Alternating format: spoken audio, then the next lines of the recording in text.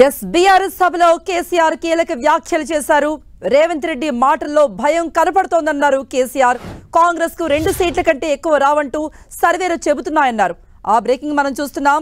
సుల్తాన్ నగర్ లో జరిగినటువంటి బీఆర్ఎస్ బహిరంగ సభలో కేసీఆర్ విరుచుకుపడ్డారు. కాంగ్రెస్ పై, ముఖ్యంగా సీఎం రేవంత్ రెడ్డిపై విరుచుకుపడ్డారు.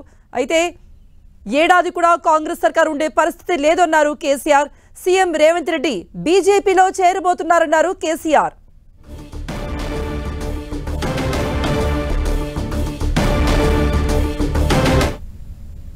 వాళ్ళు కూడా ఉండాలి, 5 ఏళ్ళు పనిచేయాలి. అప్పుడే నల్లదేందో తెల్లదేందో తెలుస్తుంది. కానీ ముఖ్యమంత్రి మాట్లాడే మాటలు చూస్తే, సభలలోనే వణుకుడు చూస్తే తిరగబడ్డ జనం తెలంగాణలో. సర్వే రిపోర్ట్లు వస్తున్నాయి, కాంగ్రెస్కు 2 సీట్ల కన్నా ఎక్కువ రావు అని. అంతటా అన్ని జిల్లాలలో కూడా రైతాంగం తిరగబడతా ఉంది. అందుకే ముఖ్యమంత్రి నిన్న నారాయణపేట సభలో ఆయన భయం, ఆయన కంపం చూస్తే ఈ గవర్నమెంట్ ఏడాది కూడా ఉంటట్లేదని మనం చేస్తా ఉన్నా. ఎవడు ఎప్పుడు పోయి బీజేపీలో కలుస్తాడో, ముఖ్యమంత్రి జంపు కొడతాడో, ఏమవుతుందో. ముఖ్యమంత్రి ఈడో మాట మాట్లాడతాడు, ఢిల్లీకి పోయి బీజేపీ కోటేమని టీవీలో చెప్తాడు. అంటే ఏం జరుగుతుంది? ఎవరికి ఎవడు బీ టీము, ఎవరు కలిసిపోయినరు ఒకసారి ఆలోచన చేయాలి.